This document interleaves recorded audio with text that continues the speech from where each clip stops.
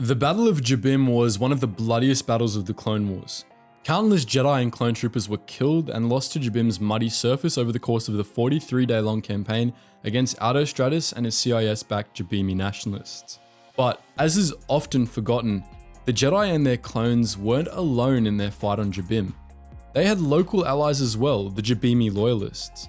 The Loyalists played just as much of a role in the fight as the clones did, and yet, at the end of the battle, they were left on Jabiim to die.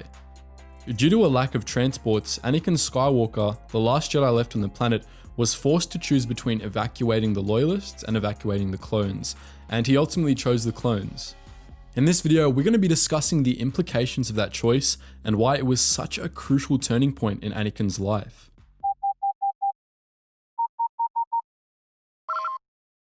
Attention, Sergeant on deck! The Clone Wars are best described as 1,000 tiny civil wars happening at once, tied together by a campaign of interventions by the Republic and the Confederacy. Most battles of the conflict were actually small wars that one or both of the galaxy's major governments took an interest in, and the Battle of Jabiim was no exception.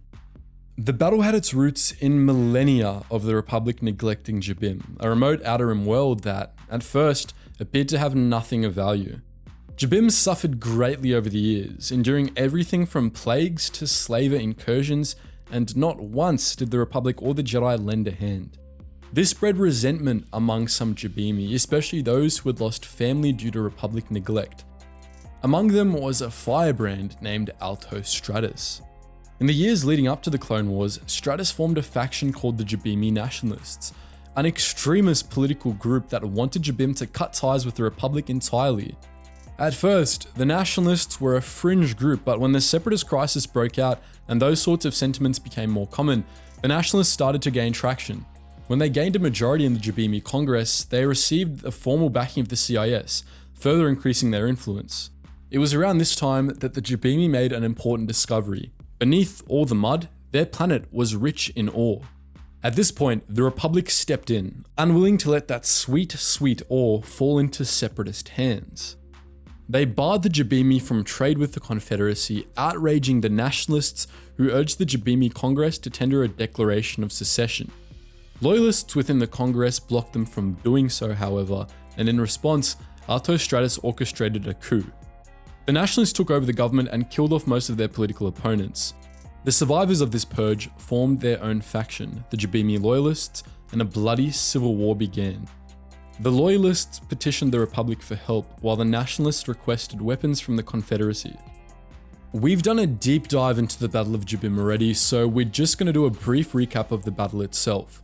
The Republic marshaled a huge strike force on nearby Handaween, led by Obi-Wan Kenobi and complete with 20-odd Jedi, a whole lot of clones, and new experimental AT-ATs. When the Republic first landed to reinforce the Loyalists, the strike force quickly gained ground, driving Stratus's poorly trained frontline militia fighters back with ease.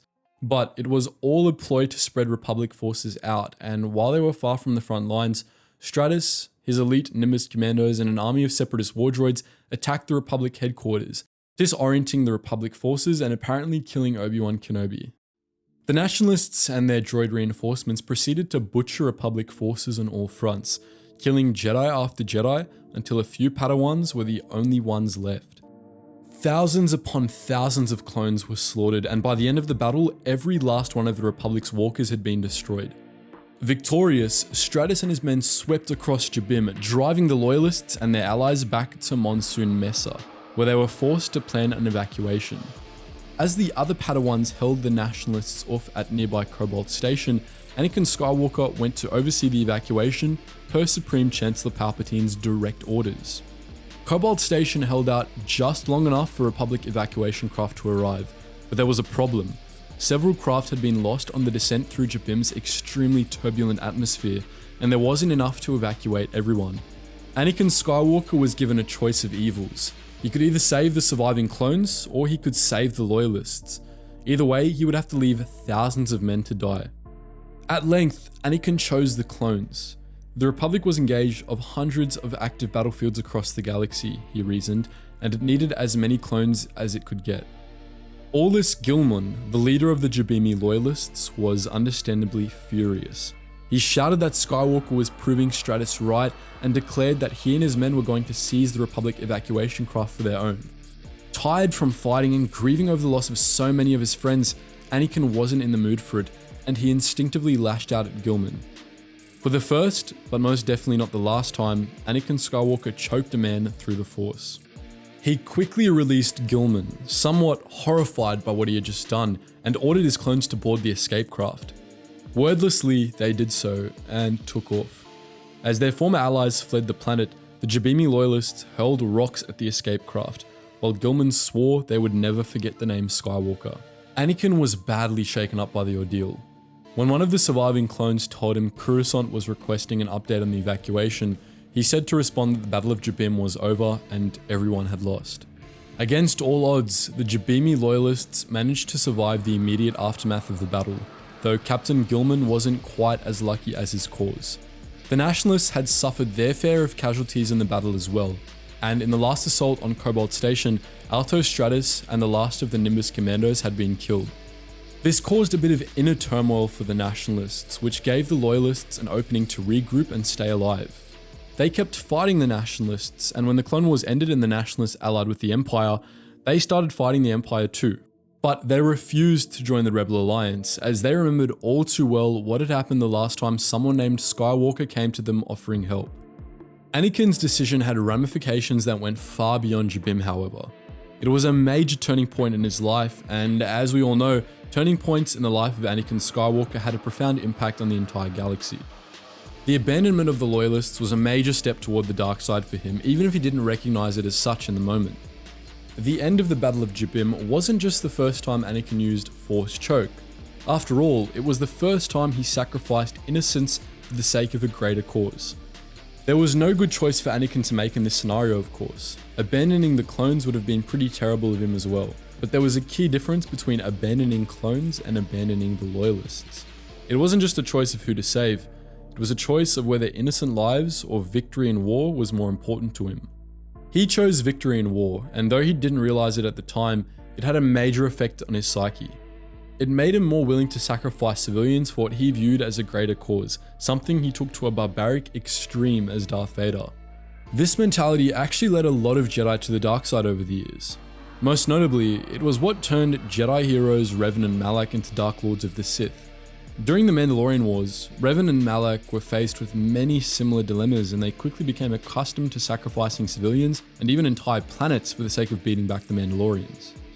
They believed, at first, that it was for the greater good, that they were ultimately saving more lives by letting people die, but over time that justification faded, replaced by a desire to win the war no matter the cost. The end result of that mentality was the Battle of Malachor V, an atrocity so unspeakable it turned a whole planet into a wound in the Force. Revan, Malak, and all but one of the Jedi who followed them embraced the dark side in that battle's aftermath. It was a similar case for Anakin Skywalker. His path to the dark side was much more complicated, of course, involved many other factors, but his lack of hesitation to sacrifice civilians during the Clone Wars was a major part of his fall. In Anakin, this mentality manifested in more ways than just sacrificing civilians, too. To him, it gave him an excuse for doing terrible things to the enemy, even prisoners of war and sometimes even separatist civilian populations. It was this mindset that allowed him to justify slaughtering younglings during Operation Nightfall. To Anakin's mind, they were just more sacrifices made for the sake of the greater good. So that's why Anakin's abandonment of the Jabiim loyalists was more important than you might have initially thought. But what do you think? Do you think we're reading too deep into this, or do you think this was a critical point in Anakin's life like we do? Let us know in the comment section below. And just before you guys head off, if you want to listen to the music we played in this video unobstructed, make sure you check out our Relax Jack music channel where you can check out some awesome beats that we use in pretty much all of our videos. And if you want access to some cool revamped rewards, then do check out our Patreon too. And if you just want to interact with myself and the wider community, make sure you join us at our main Geetsly's Discord and our Geetsly's Gaming Network. Anyways guys, as always, thank you so much for watching, and I hope to see you in the next video.